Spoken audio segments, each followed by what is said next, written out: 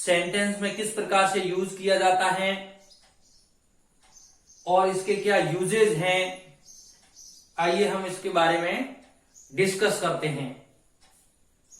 क्योंकि पहले present indefinite, present continuous और प्रेजेंट परफेक्ट टेंस के बारे में हमने अध्ययन किया है, तो आपने उसका अध्ययन नहीं किया है तो एक बार उसको प्ले कर लीजिए और उसको समझ लीजिए। देखो, प्रेजेंट परफेक्ट और कंटिन्यूस, जिसमें परफेक्टनेस और कंटिन्यूटी दोनों शब्द आए हुए हैं, इस कारण से इसको प्रेजेंट परफेक्ट कंटिन्यूस टेंस कहते हैं। ऐसे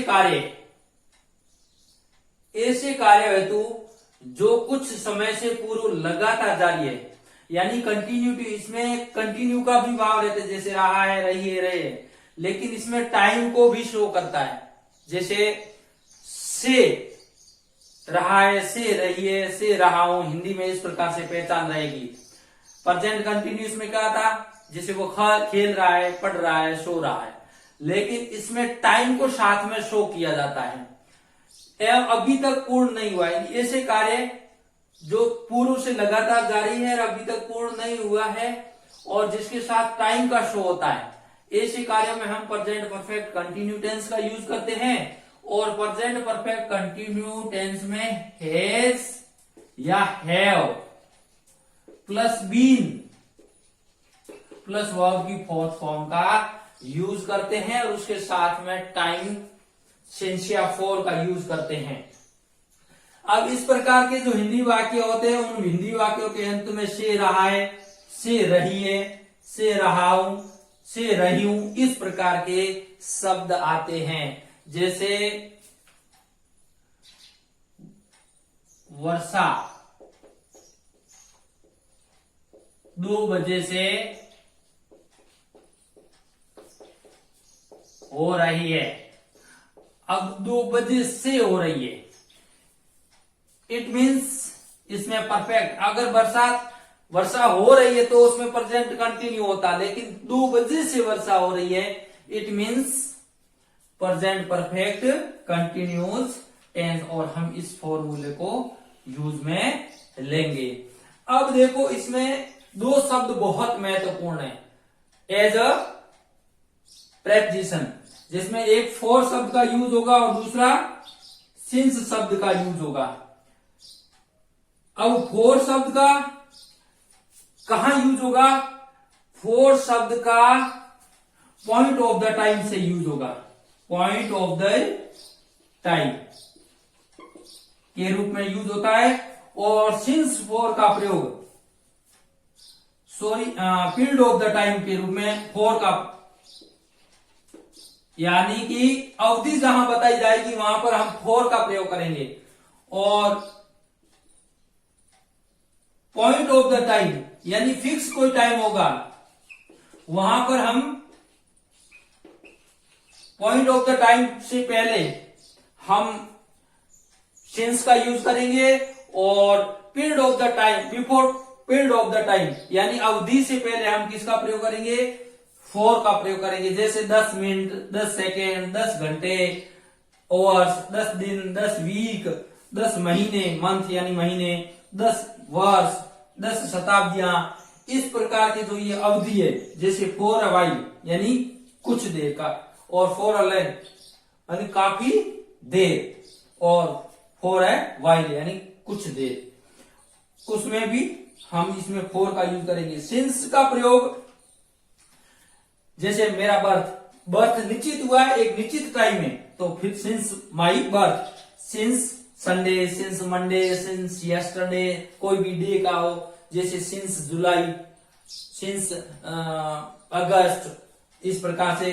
और सिंस चाइल्डहुड, जैसे मेरे बचपन से, since birth, since morning, since evening, since afternoon, since night, ये एक निश्चित टाइम होता है। तो निश्चित समय से पहले हम किसका प्रयोग करेंगे? सिंस का करेंगे। जैसे since 3 AM, since 3 PM, since 3 o'clock, और भी शब्द है जैसे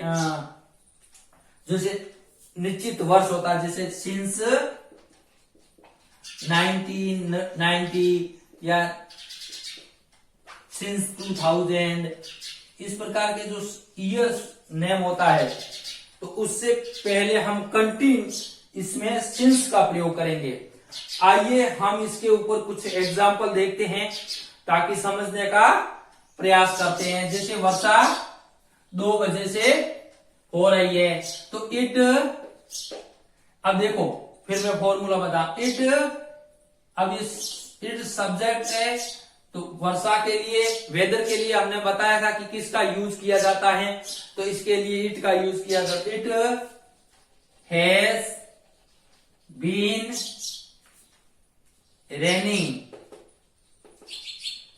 रेनिंग, अब 2 बजे से हो रही है तो 2 बजे से है तो फिक्स टाइम है, पॉइंट ऑफ द टाइम है तो सिंस आएगा, सिंस 2 o'clock, ऐसे। अब इसके मैंने अफर्मेटिव, नेगेटिव, इंट्रोगेटिव, इंट्रोनेगेटिव फॉर्मूलेज बताए थे।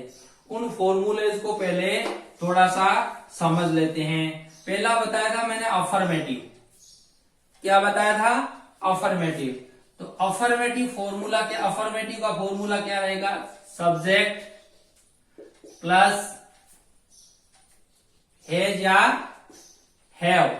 अब हैज कहां यूज होगा, हैव कहां?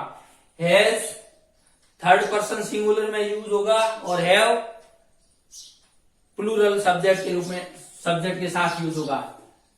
सब्जेक्ट प्लस हैज या हैव प्लस बीन होगा प्लस वर्ब की फर्स्ट फॉर्म प्लस ऑब्जेक्ट, फिर आएगा सिंस या फॉर, सिंस या फॉर प्लस यहां पर टाइम आएगा, सिंस या फॉर प्लस टाइम का यूज होगा। अब ऑब्जेक्ट के बाद में सिंस या फॉर आएगा। सिंस या फॉर कब आएगा? जब इसमें से कोई कंडीशन दी हुई होगी, तब आपको सिंस या फॉर में से सेलेक्ट करना है कि ये आए, सिंस आएगा कि फॉर आएगा। फिक्स टाइम है, एक निश्चित समय दिया हुआ है तो आपको सिंस का यूज करना है सेंटेंस में, और अगर फॉर, अगर अवधि दी हुई है और पीरियड दिया हुआ है तो उससे पहले आपको क्या करना, यूज करना है, फॉर का यूज करना है। अब इस सेंटेंस के इस स्ट्रक्चर के अनुसार ये सेंटेंस बनाएं। अब इसका नेगेटिव क्या रहेगा? Subject, negative sentence subject plus has या हैव प्लस नोट आएगा। ध्यान है ना, मैंने बताया था थर्ड पोजीशन पर नोट बैठेगा। हैज या have not plus not plus been आएगा, बीन प्लस वर्ब की fourth form, fourth form means verb की फर्स्ट फॉर्म के साथ में आईएनजी, और प्लस ऑब्जेक्ट, और ऑब्जेक्ट के बाद में वापस सिंस या फॉर का प्रयोग होगा और प्लस टाइम होगा। इस बात का ध्यान रखना है। उसके बाद में देखिए तीसरी कंडीशन क्या है? Interrogative sentence. इंट्रोगेटिव सेंटेंस में हमने देखा है पिछले जो सेंटेंस टेंस पढ़े हैं, प्रेजेंट इंडेफिनिट, कंटिन्यूस और परफेक्ट टेंस, उसमें हम क्या करते हैं, ध्यान रखना, इसको ट्रांसफॉर्मेशन में भी नेगेटिव से इंट्रोगेटिव और इंट्रोगेटिव से अफर्मेटिव या नेगेटिव बनाने का जो फॉर्मूला, आपको उसमें ध्यान रखना है कि इसमें हेल्पिंग वर्ब जो है, हेल्पिंग वर्ब इसमें क्या है, हैज या हैव है, तो ये पहले आकर बैठ जाएगी, और जब हैज या हैव पहले आकर के फर्स्ट पोजीशन पर बैठती है और उसके बाद में सब्जेक्ट आता है, तो ये सेंटेंस आपका इंट्रोगेटिव सेंटेंस विद यस और नो। यानी इस प्रकार से हेल्पिंग वर्ब से बनने वाले जो सेंटेंस इंट्रोगेटिव सेंटेंस होते हैं उसका आंसर यस या नो में ही होता है। इस कारण से इसको इंट्रोगेटिव सेंटेंस विद यस और नो वाला कहते हैं। तो हैज या have plus subject plus been होगा। अब यहां पे बीन आ जाएगा, हैज या have plus subject plus been plus verb की फोर्थ फॉर्म और प्लस ऑब्जेक्ट आ जाएगा, और ऑब्जेक्ट के बाद में सिंस या फॉर आएगा और प्लस टाइम आएगा। इतना ध्यान रखना। अब यहाँ पर इंट्रोगेटिव साइन आएगा, ध्यान रखना, कोई भी हेल्पिंग वर्ब या एक्सिलरी मॉडल वर्ब या डब्ल्यूएच वर्ड से सेंटेंस स्टार्ट होता है तो हम उसको, वो इंट्रोगेटिव सेंटेंस होता है और पीछे इंट्रोगेटिव साइन लगाते हैं, बाकी वालों के पीछे फुल स्टॉप का साइन का यूज करते हैं। और इंट्रोगेटिव सेंटेंस के बाद में इंट्रोनेगेटिव सेंटेंस जिसका क्या होता है, जिसमें इंट्रोगेटिव भी होता है और नेगेटिव यानी थर्ड पोजीशन पर नोट नेगेटिव भी आएगा। और बाकी वाला फॉर्मूला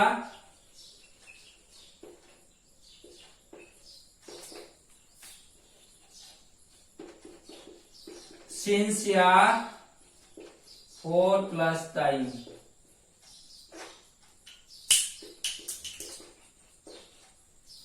टाइम और इंट्रोगेटिव साइन।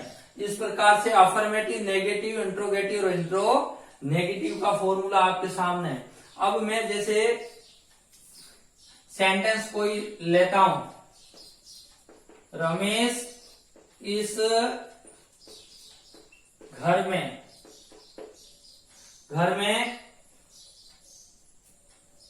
2 वर्ष से रह रहा है। अब यहां पर देखिए 2 वर्ष से आ रहा है, यानी कि टाइम ऑफ पीरियड आ रहा है, अवधि आ रही है। तो अवधि जब यहां आ रही है और रह रहा है, तो से रह रहा है मतलब क्या हो गया कि यहां पर टाइम विद कंटिन्यूटी है।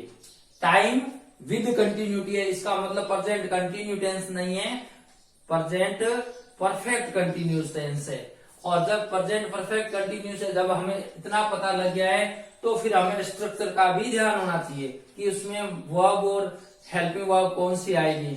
और हेल्पिंग वर्ब और वर्ब का जब पता लग जाएगा तो स्ट्रक्चर हम आसानी से सेंटेंस को स्ट्रक्ट कर सकते हैं। तो अब देखिए सब्जेक्ट क्या है, Ramesh.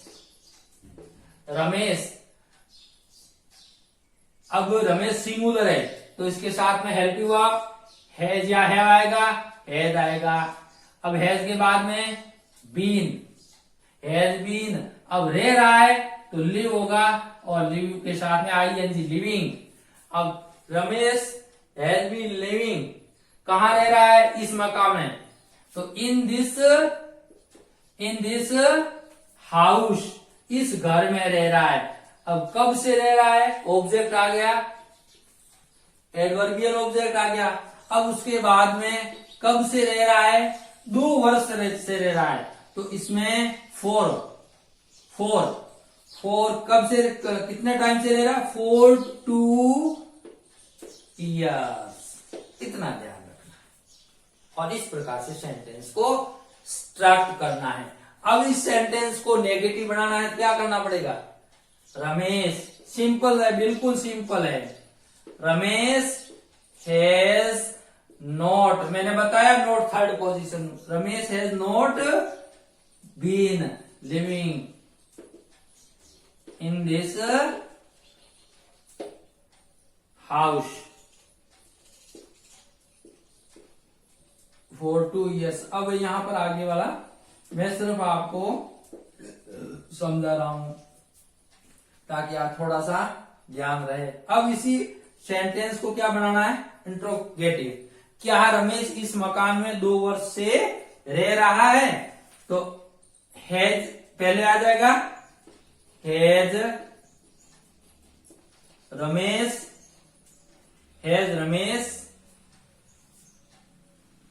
Been living, has Ramesh been living in this house, has Ramesh been living in this house for 2 years। क्या रमेश इस मकान में 2 वर्ष से रह रहा है। अब अगर इंट्रो नेगेटिव सेंटेंस बनाना हो तो आप बताइए क्या करोगे, तो इसमें सिर्फ और सिर्फ ये करना है कि has Ramesh not been, not third position में यहां आकर के बैठेगा। मात्र इतना फर्क है इंट्रोगेटिव और इंट्रो नेगेटिव में, नॉट थर्ड पोजीशन पर आकर बैठेगा, इतना ध्यान रखना है। और एग्जांपल्स देखते हैं कि जैसे मेरी माताजी 20 मिनट से भोजन पका रही है। अब करेक्ट फॉर्म में भी आपको यही ध्यान रखना है कि सिंस या फॉर, अगर सेंटेंस में पीछे आया हो सिंस या फॉर प्लस टाइम दिया हुआ हो तो यहाँ पर हैज या हैव बीन प्लस वर्ब की फॉर्म का यूज करना, इतना ध्यान रखना है।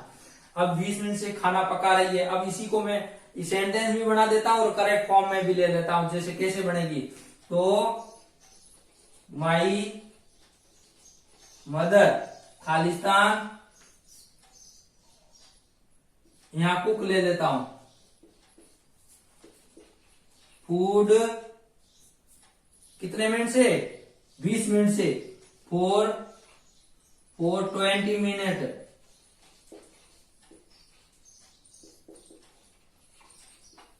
अब ये 20 मिनट आया, 4 प्लस टाइम का यूज हुआ है। अब 4 प्लस टाइम का यूज हुआ है और साथ में कोई पास्ट या फ्यूचर का कोई पास्ट का रेफरेंस नहीं दिया हुआ है। जब पास्ट का रेफरेंस नहीं दिया हुआ है और यहाँ पर 4 प्लस टाइम दिया हुआ है या सिंस या 4 प्लस टाइम दिया हुआ होता है तो यहाँ पर हमें हैज या have plus been plus verb की फोर्थ फॉर्म, तो माई मदर हैज बीन और ये कुकिंग, इस प्रकार से my mother has been cooking food for 20 minute, यानी मेरी माता जी 20 मिनट से भोजन पका रही है। अब इसका नेगेटिव बनाना तो हैज नॉट बीन आ जाएगा, इंट्रोगेटिव बनाना तो हैज को पहले लेके आ जाओ और फिर उसके बाद में उसके साथ नोट फिर लगाओगे साथ में, तो इंट्रो नेगेटिव बन जाएगा। Thank you for watching video. अच्छी तरह से इसको नेगेटिव, इंट्रोगेटिव और इंट्रो नेगेटिव बनाइए। आप भी साथ साथ में अभ्यास करते रहिए, सो दैट इट्स प्रोवर्ब,